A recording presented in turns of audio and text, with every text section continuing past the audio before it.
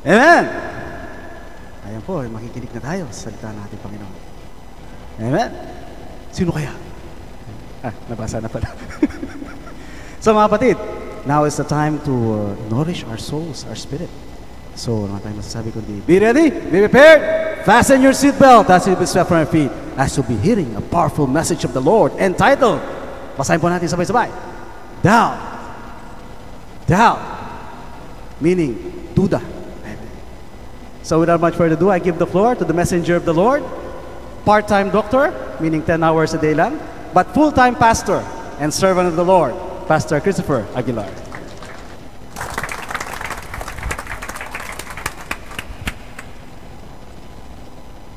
Praise the Lord. After nito, diretso na naman sa duty. Part-time. Amen. Are you blessed, church? Are you ready? Amen. Lahat ng ready, tayo po'y tumayo. And let's open our Bible in the book of St. Mark, chapter number 11, verse number 23. Very common verse. Praise God. Like nabanggit po ni Brother Herbie, wala na po kayong kahirap-hirap ngayon. Everyone is watching YouTube. So first day po ngayon, meron tayong 4 na nanonood from Dubai, Saudi Arabia, baka si Brother Alan, and dalawa sa Pilipinas, isa sa Pilipinas at isa sa Korea. Amen. Napakaganda ng technology, ano? So mamaya, kahit na ayaw nyo mag-visit sa website, makikita nyo yung YouTube, click lang kayo po at share nyo yun sa inyong mga sa buhay sa Pilipinas. Amen. God's good. God's good. And all the time. That's great.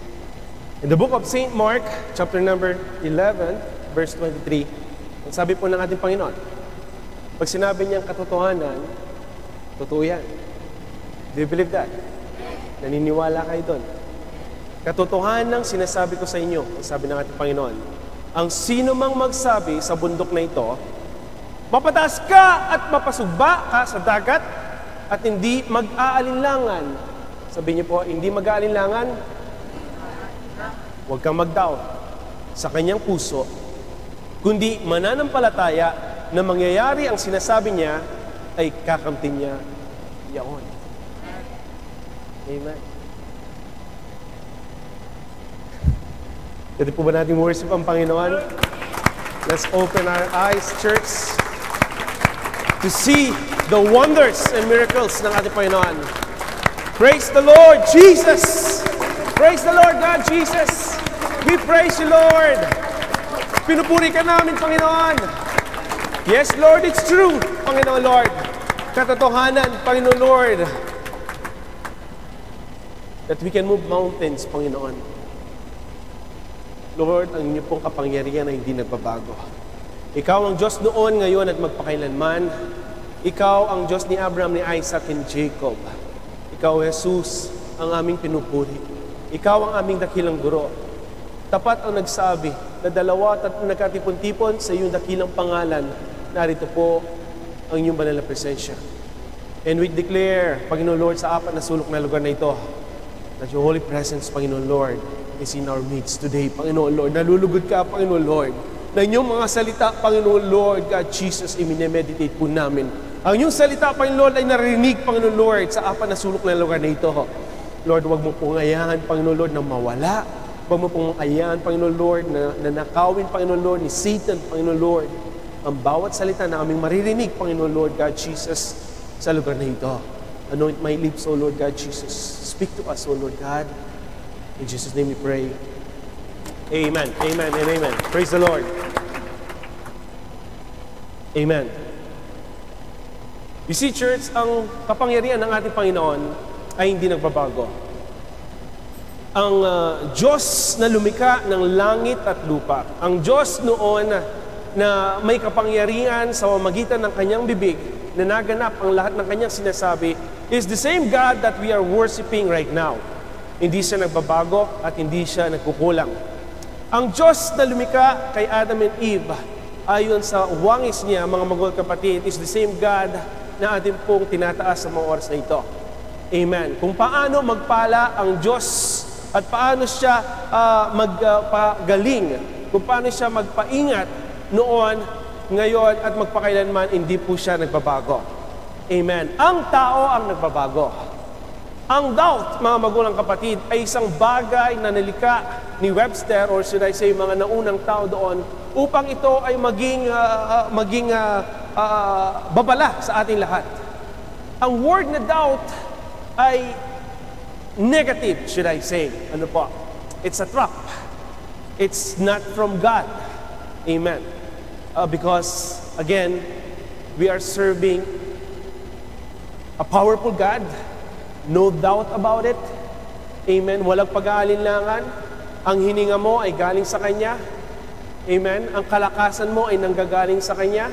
Ang lahat ng ating nakikita ng iyong mata, mga wonders and miracles, ay gawa ng ating Diyos. Amen. And no doubt about the power of the living God. Ang tao, mga magulang kapatid, nilalagay po ni Satan yan, isang stumbling block sa atin upang hindi natin makita ang kapangyarihan ng Diyos.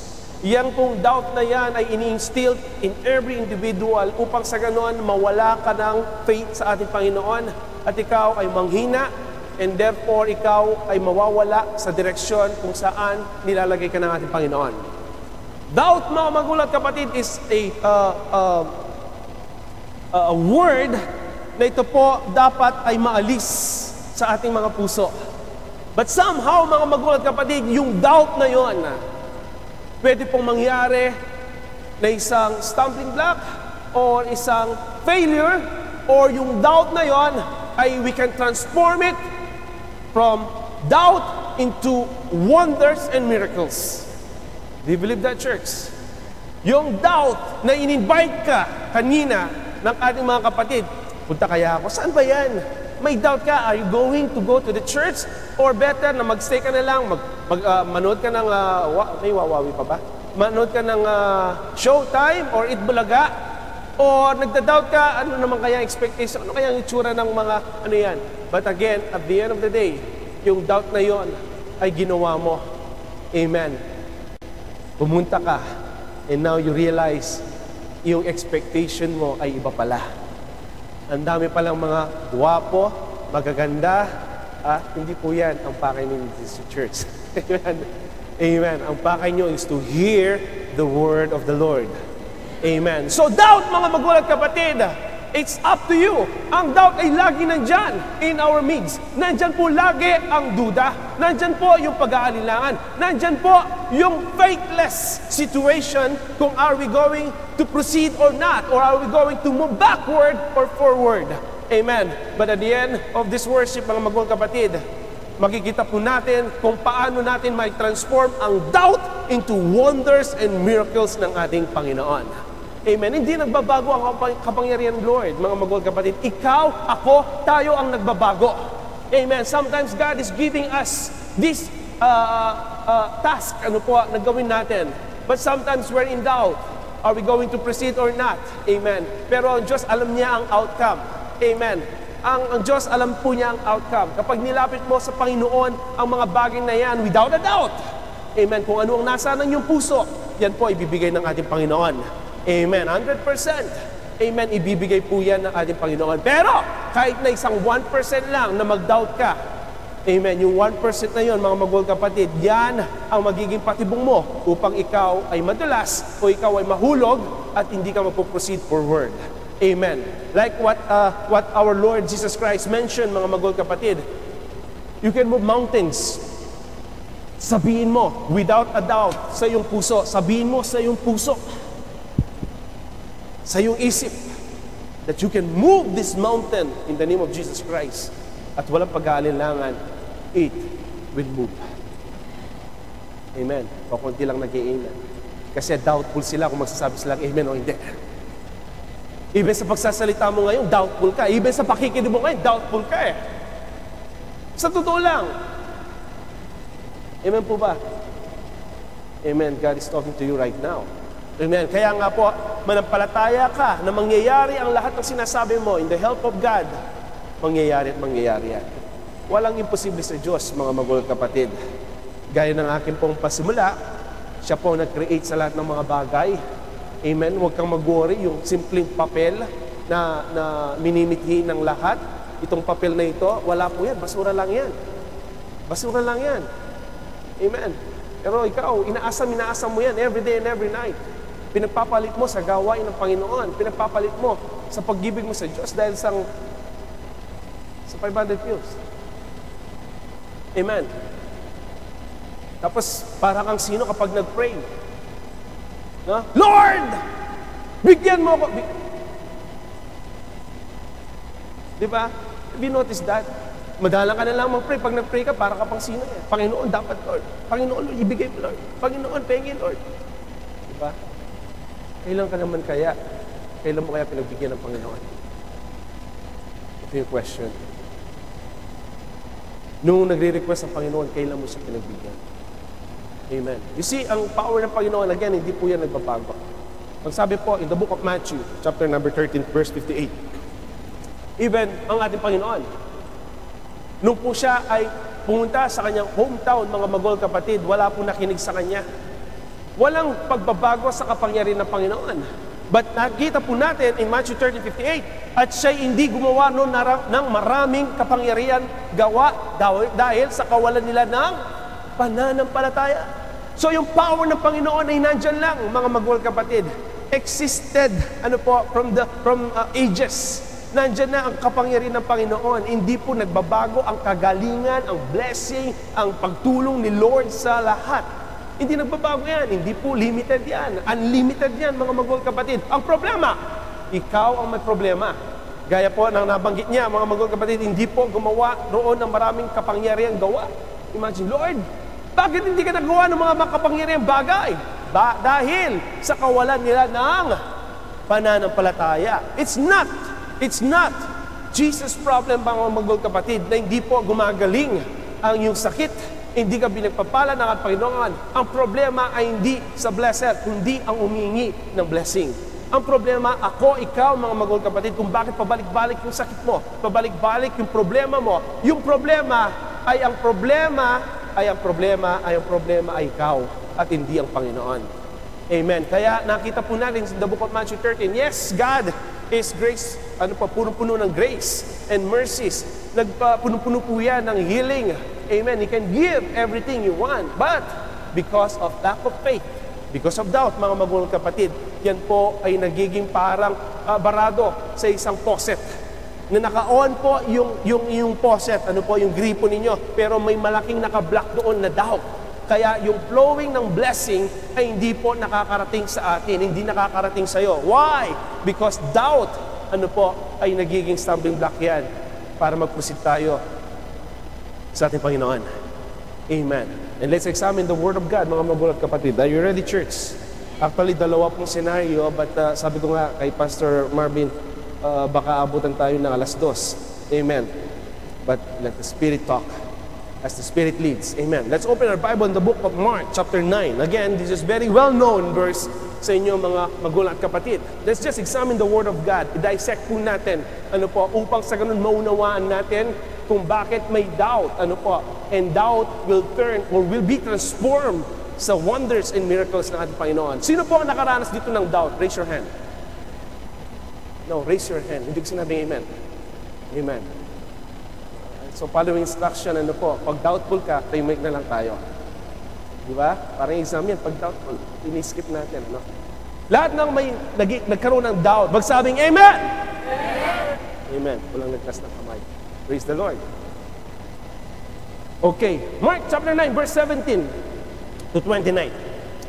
At isa sa karamihan ay sumagot sa kanya, Guro, dinala ko sa iyo ang aking anak na lalaki na may isang spiritong pipi. You see, church, kapag lumalapit tayo kay Lord, maging specific po tayo kung ano yung nilalapit natin kay Lord. Amen. Amen po ba? If I were you, kapag nagpipray tayo sa Panginoon, be specific. Amen. Kung dumadalain ka ng kotse, sabihin mo, Lord, kung ano yung kulay, kung ano yung model. Amen. Yamang tayo ay nagpipray na, huwag kang mag-doubt. Lord, gusto ko ng Lexus, kulay white. Amen. Or Mercedes-Benz. Amen. Sabi nga sa iyo, unlimited. Amen. Po, Lord, bigyan mo ako kahit lang yung yun lang, Lord, yung Toyota Tercel. Huwag na. Nagpipray ka na rin lang. Unlimited na. Huwag kang magkaroon ng doubt pag nagpray ka. Pag lumalapit ka kay Lord, maging specific ka. Like what this father did. Nung lumapit siya kay Lord, sabi niya, Lord, dinala ko sa iyo ang aking anak na lalaki na may isang sakit. Tapos sabihin mo, Lord, meron po akong sakit, Lord. Ano yung sakit mo? I'm kleptomaniac, Lord. Sabihin mo, huwag mo sabihin may sakit. Pagka may nakita ako, hindi sa akin, kinukuha ko. Be specific. Amen. So like this father, he said, Lord, meron pong isang spiritong pipe. Amen. Na-identify. Lumapit siya sa right person. Lumapit siya sa Panginoon.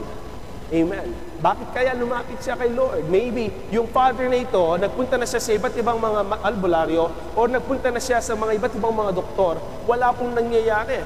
And it will be mentioned sa ating pong pag-uusapan ngayon. So, nilapit po niya personally ang kanyang anak. Helpless situation, hopeless situation, mga magulang kapatid. I don't know kung ano po ang nangyari before na nagpunta siya kay Lord. Maybe sa kanyang bahay, habang nakikita niya ang kanyang anak na hindi nakakapagsalita, pipe, may spiritong karumaldumal, ano po, may doubt siya. Papunta ngayon si Jesus, am I going to go? Kausapin siya, i-approach siya, ang daming mga pipi, bulag, ang daming may mga sakit at mga karamdaman. Maybe he had doubts, mga magulang kapatid. But again, sabi niya, it's no turning back. It's now or never. Hindi po ba? Ngayon lang ako in-invite ni Brother Henry or ni Sister Girlie. So it's time to wake up. Amen. Wala namang mawawala sa akin. I will try my best. See? May doubt na yan, mga magulang kapatid, before na kinausap niya ang Panginoon. But praise God! Praise God during that time. Hindi naging hadlang yung doubt niya na hindi niya kausapin ng Panginoon. Amen. Lahat tayo may mga doubts, mga magulang kapatid. Amen. Kapag mag-pray ka, nagkakaroon ka ng doubt, may problema ako sa aking employer, kausapin ko ba kaya o hindi? Kausapin ko ba hindi? Hindi, kumuha ka ng coins.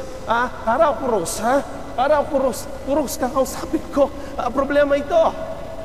Amen. Pag nandun ka yung doubt, brothers and sisters, gamitin mo yung situation to prove that God is existing sa iyong buhay. Amen. If it is right, mga magulang kapatid, kapag tama ang iyong ginagawa, and if you have doubt, proceed. Amen. Dahil yan po ay kalooban ng Panginoon. Amen. Pag when you are in doubt na hindi kalooban ng Panginoon, I think you have to think twice or several times kung ikaw magpo-proceed or not. But if I were you, kung yan po ay kalooban ng Panginoon, kapag may doubt ka, proceed. Proceed. Amen. So, ito pong father na ito, despite na maraming mga tao na nakikita niya, naglakas loob siya na lumapit kay Lord. Sinabi niya, Guro! Tinawag niya ang Panginoon na Guro. So maybe he heard before, nakarinig na siya ng salita ng Panginoon, but he ignored. Before, ini-invite siya sa mga Bible studies, ini-invite siya, ini-ignore, kasi hindi naman niya kailangan eh. There will come a time na ikaw, na nakikinig ngayon, there will come a time, one day in your life, lalapit ka sa Diyos. Maybe kapag nasa ICU yung mga mahal mo sa buhay, o nasa punerarya ang mga mahal mo sa buhay. Kaya huwag kang magmayabang na hindi mo kailangan ng Diyos. Kailangan mo ang Diyos ngayon. Si doubtful pa, pati yung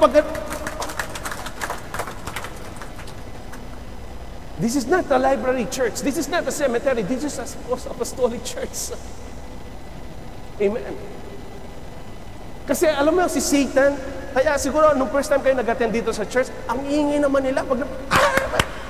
You know, church, habang nakaupo ka, si Satan nagbubulong sa'yo. Kung hindi mo pinapakita, nag-a-agree ka, pag sinabi nga, do you agree? Nagda-doubt ka na amen. Pag nag-amen ka, si Satan nabubulabog siya. Kaya kapag maingay ka at nag-a-agree ka, yung spirit na nandun sa'yo, natatakot sa Satan, he will flee from you.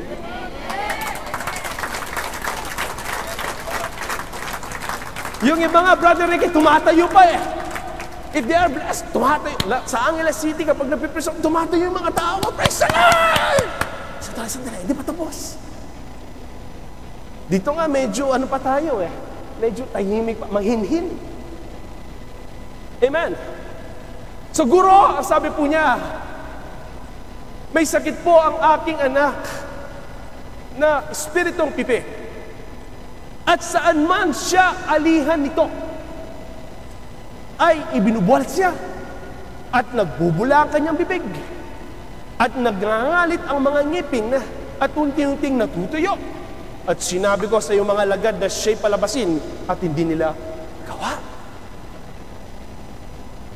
So I think my seizure disorder po ito, epilepsy. The way, natatandaan ko yung sumakabilang buhay na aking neurologist. I don't know if you know him, Dr. Liban. He is the best neurologist in Baguio City. Siya yung number 1 na kinakatakutan ng lahat. May nakwento nga ako sa akin may bahay. Dahil sa takot namin, ano po, yung minsan, talaga nagsisik kami. Pag dumating, nandiyan si Dr. Liban ako. Dapat yung pasyente mo na nakadek ka sa kanya, alam mo from A to Z kung ano nangyayari sa pasyente mo. Dahil itatanong niya, ang favorite na tanong niyan, ano yung latest sodium? Anong latest potassium? Kapag hindi mo alam, bibigyan ka niya ng 2 months extension. Hindi ka gagraduate. Kaya nga meron akong kaibigan na nasa States na ngayon. Ipipray siya. Lord, sana hindi mo ako. Hindi mo sana ako.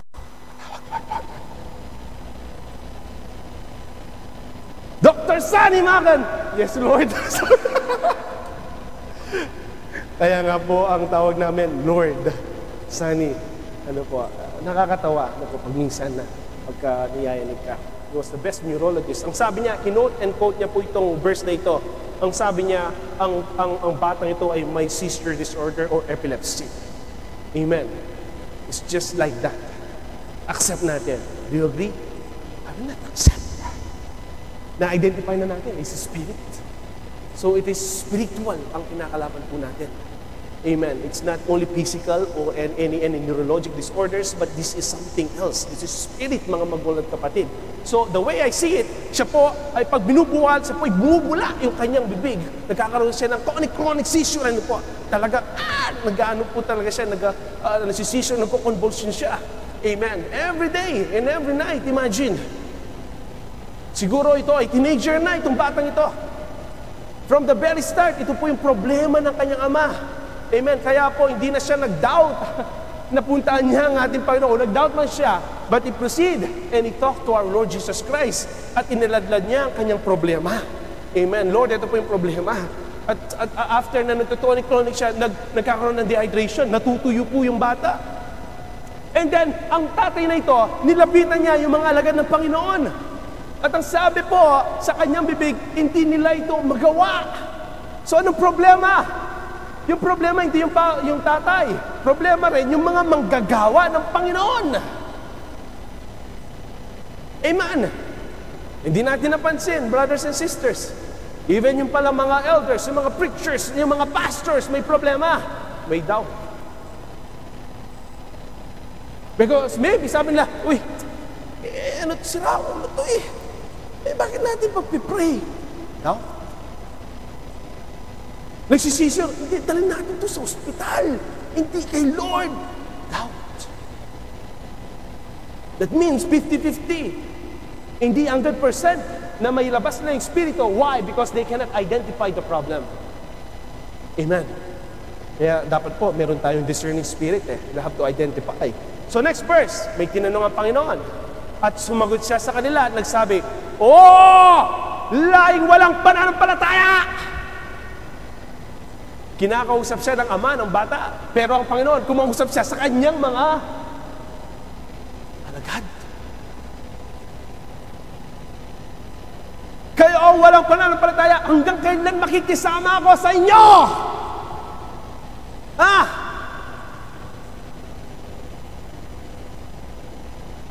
Kinakausap ka ba ni Lord? Hanggang kailan siya makikisama sa inyo? Bakit tayong nabubuhal na walang pananampalataya? Mawawalan lang tayo ng pera sa bulsa. Nalilikalig tayo, hindi natin alam kung saan tayo pupunta. Hanggang kailan ako magsama sa inyo? Hanggang kailan titiisin ko kayo? Dalhin ninyo siya rito sa akin.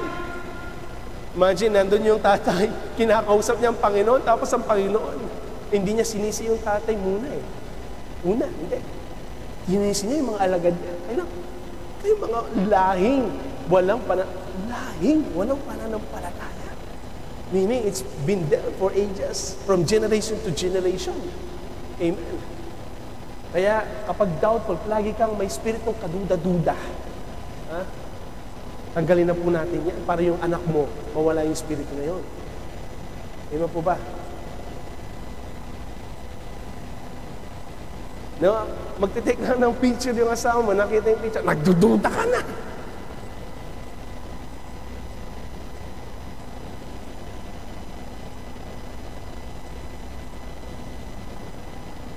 Nagyon lang yung asawa mo, tapos ganyan lang siya, nakuha ng picture, nakayakap na.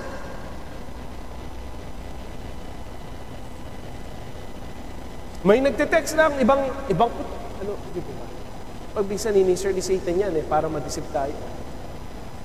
Amen. But again, let's move.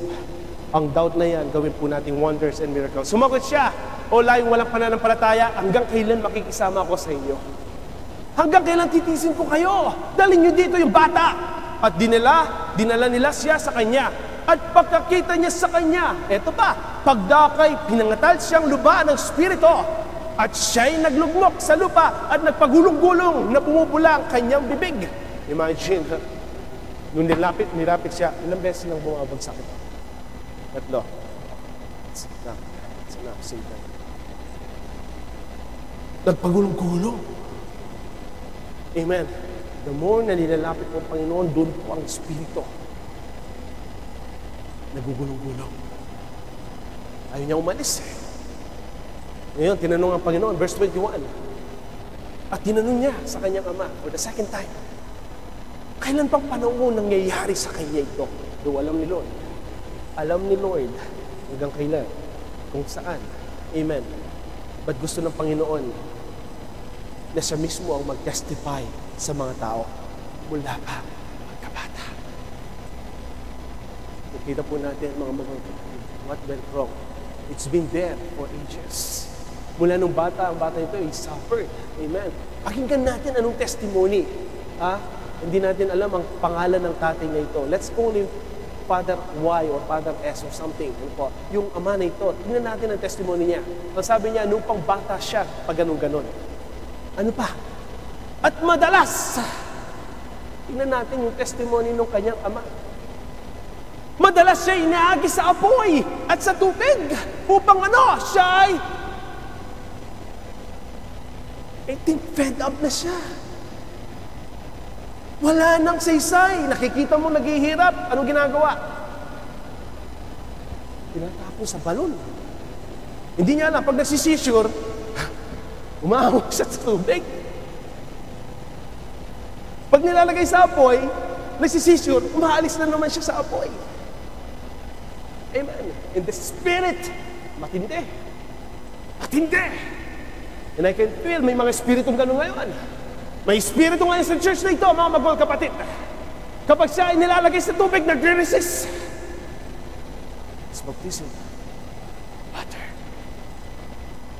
At kapag nandiyan na yung apoy ng Panginoon, nagre-resist. And that's the Holy Ghost.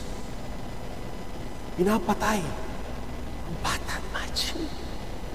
I think dumating sa point of no return. Point na nandoon yung peak na ayaw na nilang nakikitang naghihirap yung kanilang anak. At anong ginagawa nila? Pinapatay na nila upang sa ganun matapos na. Amen. But, meron silang doubt. Maybe, yun, I will use the word maybe. Sa ating guro na si Jesus Christ. Gagaling itong bata. Hopeless situation, but nagbakasakali siya. Huwag mo nang patayin, huwag na. I heard the Master's voice. Nandyan, parating. Hindi na. Baka walang magagawa. Hindi, sabi ng asawa. Proceed. It's now or never. Datapwat! Ito ang mahirap. Lumapit siya kay Lord. Pag lumapit ka kay Lord, anong hinihingi mo? Healing? Forgiveness? Blessing? Pero this Father, nung nilapitan niya ang Panginoon, inisulto niya ang Lord. Maraming nag-iinsulto dito sa Lord. Datapot! Kung! Ayan. Imagine, you are talking to the Lord of Lords, the King of Kings, at sasabihin mo, kung mayroon kang magagawang anumang bagay. Wake up, church!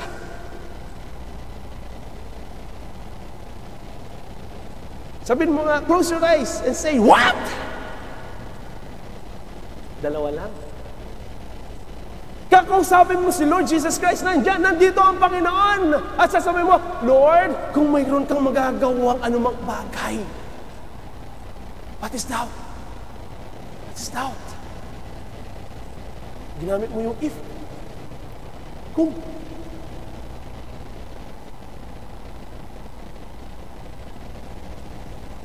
Kaya kapag nag-pray ka, Lord, kung may magagawa ka sa aking pamilya na restore mo, gawin mo. Ang problema ay yung pananampalataya mo. Pero kapag sinabi mo, Lord, may magagawa ka sa pamilya ko. Ha? Pag sinabi mo yan, mga magulang kapatid, without a doubt, bibigay ng Panginoon ang nasa ng iyong puso. Pero ang sabi nito, imagine, lalapitan mo na nga, Lord, sasabihin pang kung. Buti na lang, walang explanation. What? Ano? Lumapit ka sa King of Kings and Lord of Lords, tapos sasabihin mo sa Kanya, Lord, kung may magagawa. Nakita mo yung doubt? Have you ever read yung buong verse na yan? Ang sabi niya, Lord, kung may magagawa ka, ay maawa ka sa amin at tulungan mo kami.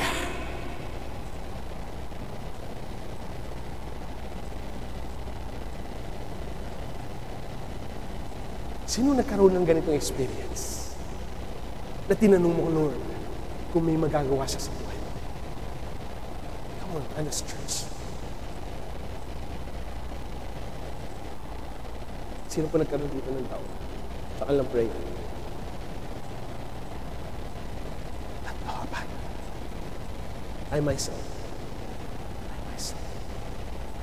Hindi ko kinakayaya. Dapat maging honest po tayo. This preaching is meant for me. Or maybe meant for 2 or 3 of you. But if you will not agree sa Word of God, marami pa rin hypocrites sa church.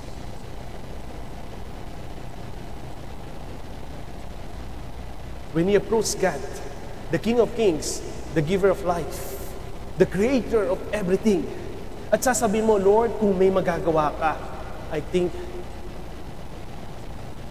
insulto po sa Diyos yan.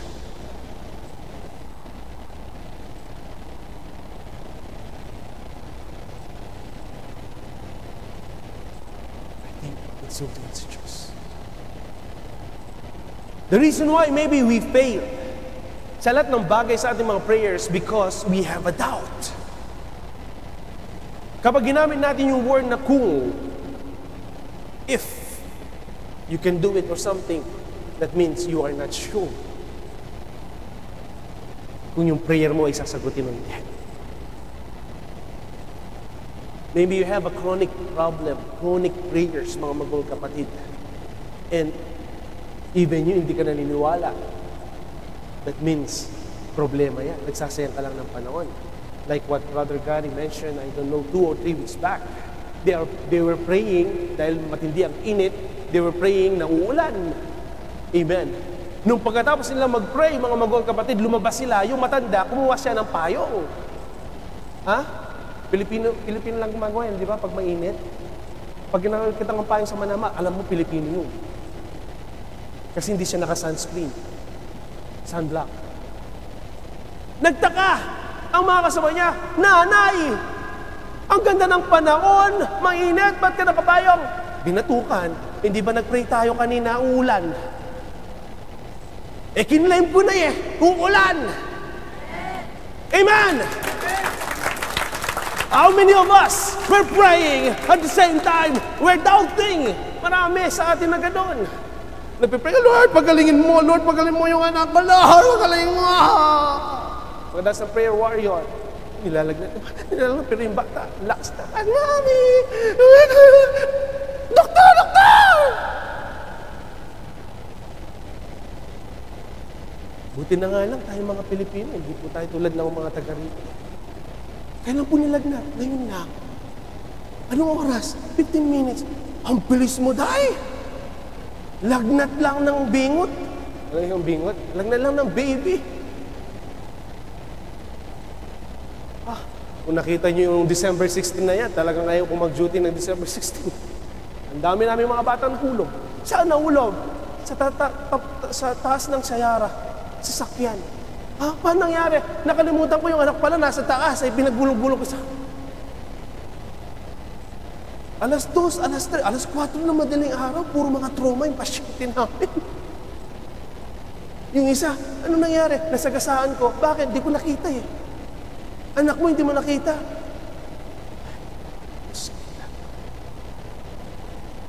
So it came to a point, mga kapatid, he was fed up.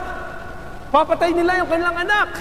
Hopeless situation, mga magulang kapatid. Narinig ni Lord ang testimony ng kanyang ama. Nabagabag ang Panginoon, nakita niya kung paano po nasa hopeless ang situation ng kanila pong anak.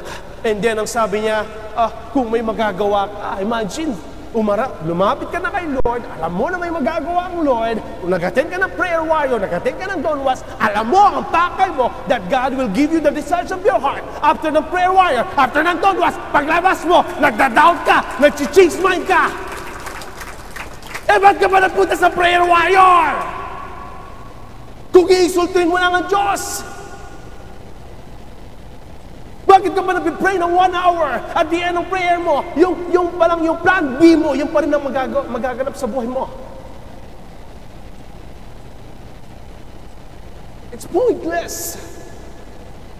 So tingnan natin, verse 23.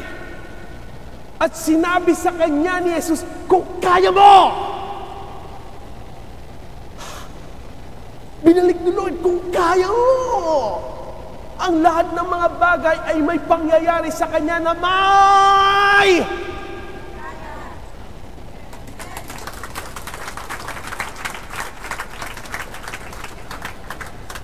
Kung may pananampalataya ka, kaya. Hindi nga nagbabago ang power ng Panginoon, ikaw ang nagbabago! Alam mo yung kuryenteng ito? Nandiyan lang yan eh. Nandiyan lang yan. Diba? Ngayon, nasa iyo na kung sisindihin mo o hindi. Or kung nandiyan ang ilaw, sisindihin ko kaya o hindi? Hindi na lang. Sayang kuryente. Diba? Do you get what I mean? Nandiyan ang power ng Panginoon. It's up to you on how to activate ang power nasa pananampalataya mo. Kung alam mo na itong ilaw na ito, pag sinindihin mo, liliwanag at makikita mo yung dinadaan mo, that's faith. Ngayon, alam mo na may switch. Ha? Kumuha ka pa ng flashlight, naghahanap ka pa ng flashlight doon sa likod na ang dilim-dilim, na alam mo naman may power. It's the same, the power of God ay nandyan, existing from Genesis hanggang ngayon, existing ang kapangyarihan ng Panginoon, ang kanyang healing nandyan, ang kanyang blessing ay nandyan. It's up to you on how to claim it. Kung kaya mo, ang sabi ng Panginoon. Imagine, binalik sa kanya ng Panginoon. Ang sabi niya, Lord, kung may magagawa ka, tapos bigla, kung kaya mo, na may pananampalataya. Ano sabi niya? Pagdakay sumigaw ang Ama. Ako yun, ikaw yung tayon. At sinabi, nananampalataya ako!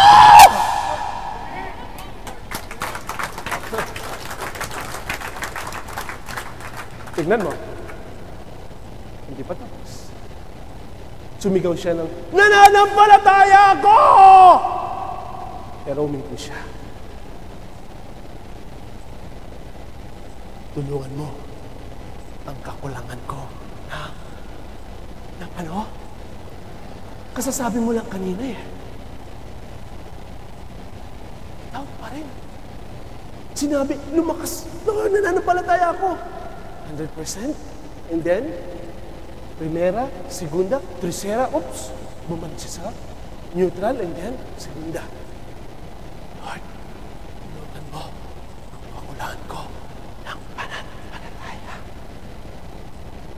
You know, church, the reason why na pinagaling ng Panginoon ang batang ito, because yung ama niya,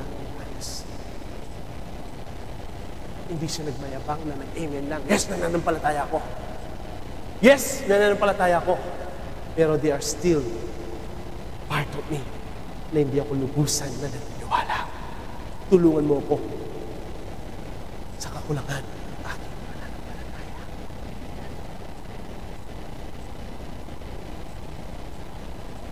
Parang ironic. Pag binasa mo ito, nananampalataya ako! And then, Lord, tulungan mo ako sa kakulangan ng aking pananampalataya. Because of doubt. Yan ang nagiging sanhi kung bakit ang power ng Panginoon ay powerless. Tulungan mo ang kakulangan ko ng pananampalataya. It's really honest person. Amen. Sino dito ang magmamalakas loob na humingi pa ng pananampalataya kay Lord? Raise your hand.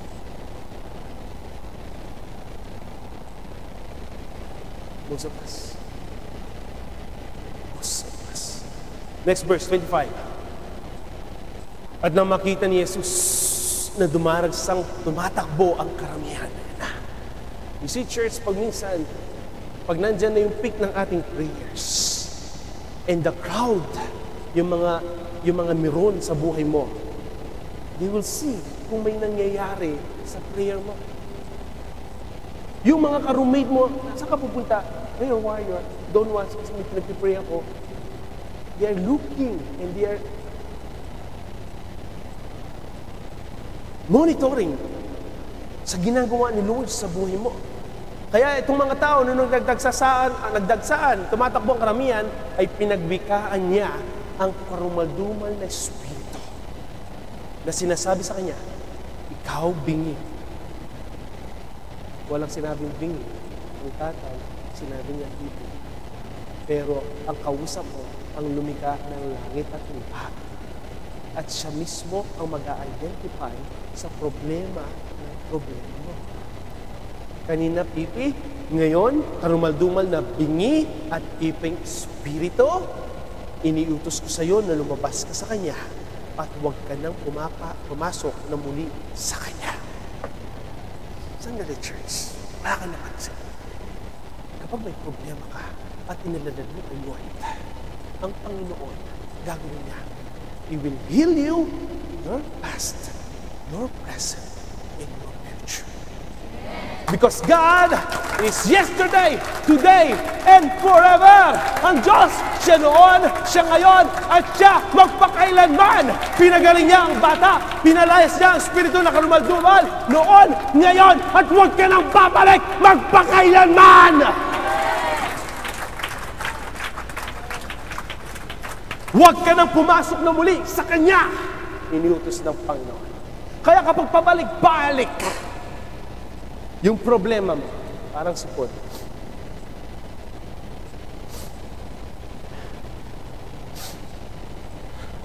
May problema. Barado yung faith mo. May salamat. Kulangot lang yan, Pastor. Kung kulangot lang, okay lang yan. Kaya nga si Pastor Marvin, nag-decide eh. Takot siyang ma-opera eh. Pero na-operahan siya. Nakakaamoy na. Kasi wala ng barado. God will heal you. Will heal your yesterday, your today, forever. Package yan, church. If wala kang doubt. If wala kang doubt. Kaya kapag pinagpipray mo, Lord, kung may magagawa ka, na ilayo mo yung lalaki nito na may asawa sa akin. Gawin mo, Lord. Siguro, sasabihin ng Panginoon, anak, Huwag mo sabihin ko. Hindi mo. Eh, alam mo naman ang problema eh. Binrake niya. Binrake niya. Kasi narinig niya yung message ngayon. Eh, walang deliverance. Kinabukasan, Baby, Habib, Lord, pwede, kahit ngayon. Bukas, once na nagpa-deliver ka sa Panginoon, it's now or never. It's now or never. Kung mahal mo ang Panginoon, huwag ka magpadisipa. Do it. At nang makapagsisigaw, eto na, nang siya'y magpagsisigaw, at nang siya'y mga mapangatal na mainam, ay lumabas siya, at ang batay naging anyong patay. Ano pat marami ang nagsabi, siya'y anong pinag-aatal mo sa prayer war, he or don't watch? Wala! Di ba? Laging ganyan mga kaibigan mo, di ba? Yung mga meron sa buhay mo, tingnan mo yung pinag-pray mo, walang mangyayari, hindi ka magkakaroon ng boyfriend. Ang tanda mo na eh. Yun ang alam nyo. May ka-Facebook ako ngayon. Mag-eyeball kami. Di ba? Minsan, kinukutsa tayo eh. Di ba? Church? Pag walang nangyayari sa mga pinag-pray mo, eh siyempre ikaw, oo nga, patay. Di ba? Doubt na naman. Yan na naman! Sabi ko na nga ba, hindi na ako mag-a-attend eh. Eh pag minsan ganito pang gagawin eh. Lord, kapag umulan, di ako attend sa church. Umingi ka pa ng sign. Eh umulan. Sabi ko na nga ba, answered prayer. Sobra. Ang tao mapanalangin. Humingi pa ng sign. Ano? Si church, ano mangyayari? Siguro yung tatay na yan, nandun siya in between yung crowd na parating, tumatawa, and tinitignan niya yung situation ng anak niya. In between. Now, it's up to you kung magda-doubt ka. Tignan mo yung sitwasyon ng anak mo, napatay, nakasama ng Panginoon, at yung crowd na napakamarami at kayaya ang kainatnan mo. Nag-doubt ba yung ama? No. 27. That of what? Kanina, sinabihan siya ng Panginoon. Ngayon, anong ginawa ng Panginoon?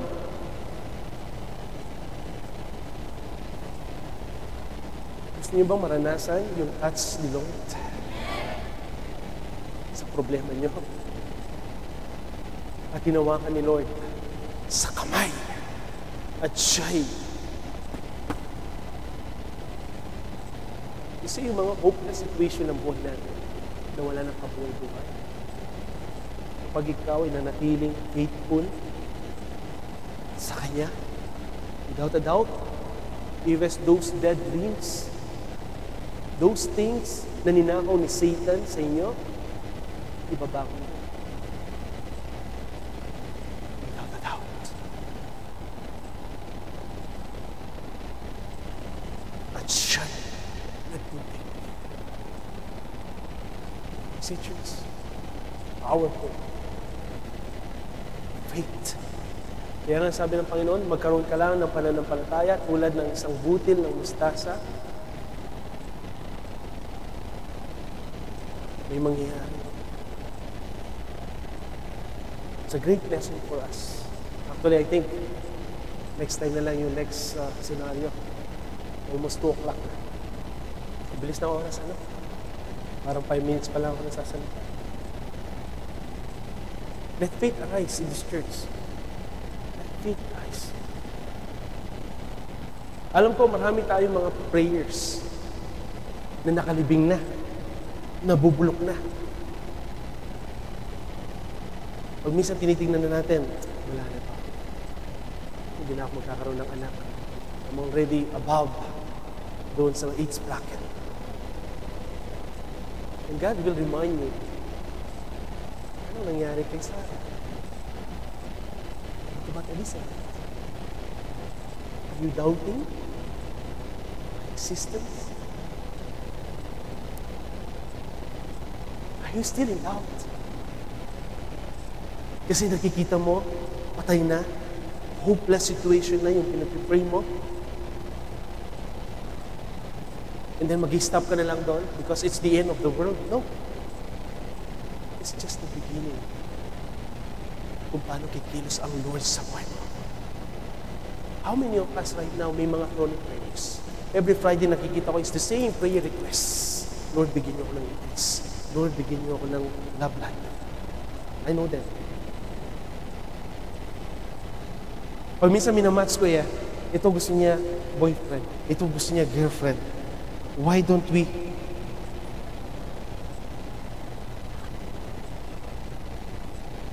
And then, there's no such thing, they will live happily ever after. Wala pong ganun. Huwag mong gawing fairy tale, ang buhay mo. Sampalin mo yung mukha mo. Hindi ka si Cinderella, Snow White. Kasi thoughtful lang pang pangit niya, pastor. It's the same. Pangit, maganda, gwapo, it's the same. Tinitingnan ng Panginoon yung puso.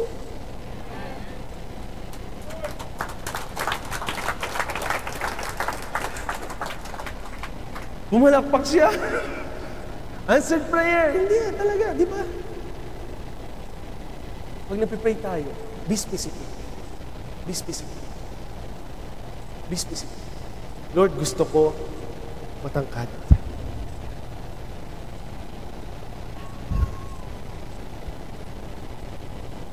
May trabaho. Same faith. Mayaman. Mayaman sa pananampalataya. Kasi walang Kristiyanong tamad, brother. Lahat ng mga na-convict, lahat ng mga napuspos ng Holy Spirit, nagtatrabaho yan. Walang batugan na Kristiyano. Amen. Kaya kapag nag-pray tayo, without a doubt, after ng prayer, leave it here. Next week, hindi pa na-answer, pabayaan mo na. Because it's already answered. Claim it. Without a doubt.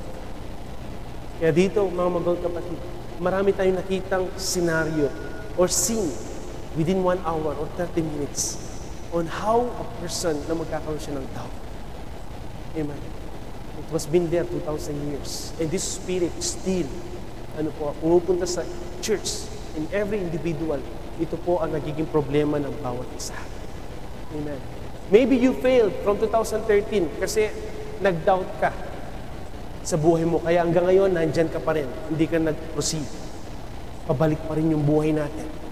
Let's move forward, church. Amen. Let's move forward. Thursday night pa lang, iniisip mo na. Nagda-doubt ka kung pupunta ka sa church. Hindi. Tuldukin mo lang, jump off. No.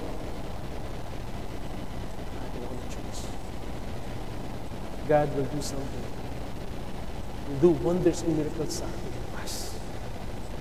Kasi, kung yung doubt mo kahapon, na-attend ka ngayon, nag-move backward ka, wala ka sa lahat.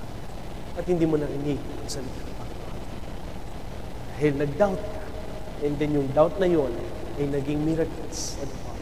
Nag-transform ng faith. See, ano po ang consequence yan? Lifetime yan. Lifetime na dadalhin po natin sa ating mga puso na wala pong kahinatnan ang tao na nag-aalinlangan dati. Faith without works is dead, according kay James. Amen. Kaya it's up to us right now, mga magulat kapatid. Yes, doubt, it was been preached. Nag-preach ako about doubt 2011, August 9, kung hindi ako nagkakamali, or somewhere in August 2011. Amen. But it's the other story. But today, brothers and sisters, a simple scenario in the book of Mark. Amen. Nawa, ito po ay manatili sa ating mga puso. Nakita natin kung paano naging doubtful ang father na ito. And huwag natin insultuin ang Diyos. Nasabihin natin, Lord, kung may magagawa ka, He can do it, mga magulang kapatid. He can do it without a doubt. Amen. Huwag kang magsisigaw na may pananampalataya ako. And then mag-stop ka daw. No. Ang father na ito, nung na-realize niya na sumigaw siya na may pananampalataya ako! Yung pananampalataya yung nag-echo, at bumalik sa kanya. Sabi niya, Lord, ibig aking pananampalataya. And I think God is talking to you right now. Huwag kang magmayabang na kaya mo. Huwag kang magmayabang that you can do everything na wala ang Panginoon. The power of God ay nandyan. Ang healing ay nandyan.